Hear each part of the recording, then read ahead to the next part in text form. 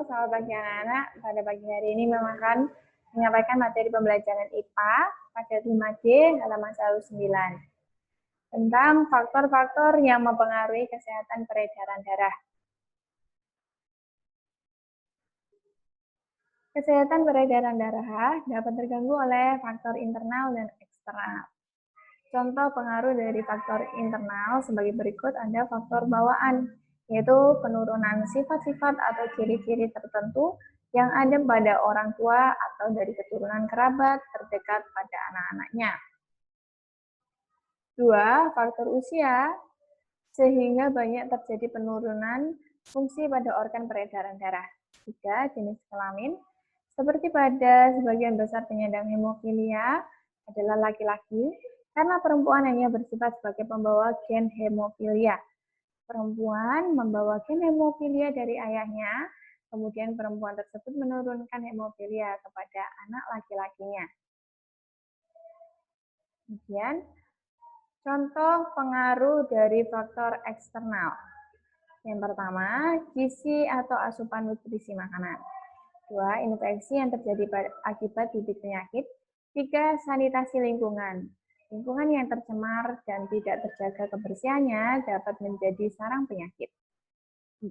Pola hidup sehat, berupa pemilihan dan pembatasan aktivitas harian, termasuk di dalamnya olahraga dan istirahat yang cukup.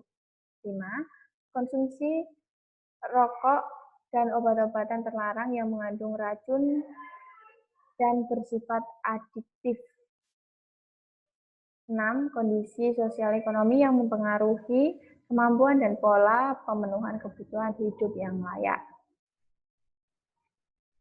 Oke. Selanjutnya, paket 5D halaman 115 sampai 116 tentang penyakit yang ditularkan melalui hewan. Yang pertama, malaria. Malaria atau demam musim dingin disebabkan oleh protozoa atau Plasmodium sp melalui perantara nyamuk Anopheles betina. Protozoa tersebut berkembang di dalam sel darah manusia dan menyebabkan hemolisis sel darah merah sehingga penderita akan mengalami demam. Yang kedua yaitu trombositopenia. Trombositopenia adalah suatu keadaan kekurangan trombosit pada sel darah di mana jumlah trombosit dalam tubuh menurun atau berkurang dari jumlah normal. Jumlah trombosit normal pada orang dewasa adalah 150.000 sampai 450.000 per mikroliter darah. Salah satu penyebab trombositopenia adalah saat seseorang terserang virus dengue yang menyebabkan demam berdarah. Virus ini ditularkan oleh nyamuk Aedes aegypti yang terjangkit virus dengue. Yang ketiga yaitu kaki gajah atau elephantiasis. Ini ya contohnya. Nih kakinya. Kaki gajah merupakan penyakit yang disebabkan oleh cacing parasit filaria yang disebarkan oleh nyamuk Culex sp. Larva cacing yang masuk ke dalam tubuh akan menyumbat sistem limfa atau getah bening sehingga pembuluh limfa akan pecah.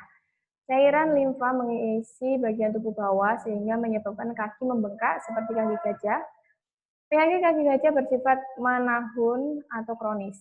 Jika tidak mendapat pengobatan, dapat menimbulkan cacat berupa pembesaran kaki, lengan, dan alat kelamin sehingga penderita tidak dapat bekerja dan hidupnya bergantung pada orang lain. Oke, yang selanjutnya yaitu demam berdarah. Demam berdarah disebabkan oleh virus yang disebarkan oleh nyamuk Aedes aegypti. Demam berdarah biasanya terjadi saat udara panas di musim hujan dan berlokasi di perkotaan, di tempat air tergenang, dan di tempat dengan saluran pembuangan air yang buruk.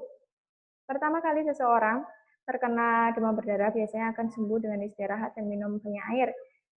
Namun jika seseorang terkena demam berdarah untuk kedua kali akan lebih berbahaya dan dapat menyebabkan kematian. Nah, yang kelima ini demam cikungunya. Ini ditandai dengan miofascialgia dan artritis, terutama di pergelangan tangan, lutut, pergelangan kaki, dan persendian lain yang berlangsung dalam hitungan hari hingga bulan.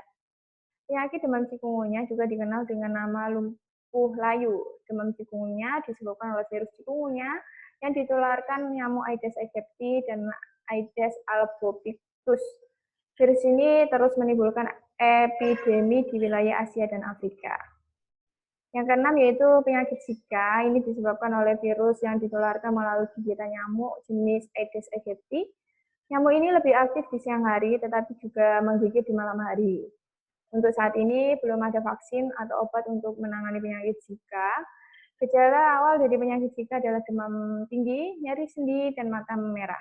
Gejala ini akan muncul dalam jangka waktu 3-12 hari setelah digigit nyamuk dan bertahan dalam hitungan hari hingga minggu.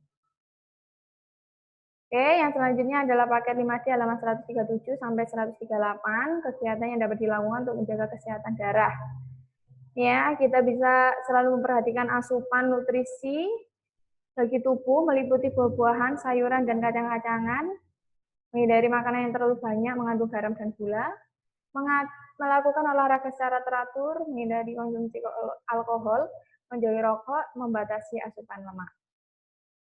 Oke, yang selanjutnya yaitu cara memelihara kesehatan jantung, yaitu dengan menghindari makanan yang memicu penyakit jantung, tidak merokok, tidak mengonsumsi alkohol, selalu berpikir positif, tidak banyak mengonsumsi obat tanpa resep dokter, minum air putih, olahraga secara teratur, memanfaatkan sinar matahari. Dan cara memelihara kesehatan pembuluh darah, yaitu mengonsumsi jenis makanan yang sehat untuk pembuluh darah, mengonsumsi makanan yang mengandung zat-zat yang dibutuhkan tubuh, mengonsumsi makanan bergizi, tidak mengonsumsi satu jenis makanan secara berlebihan.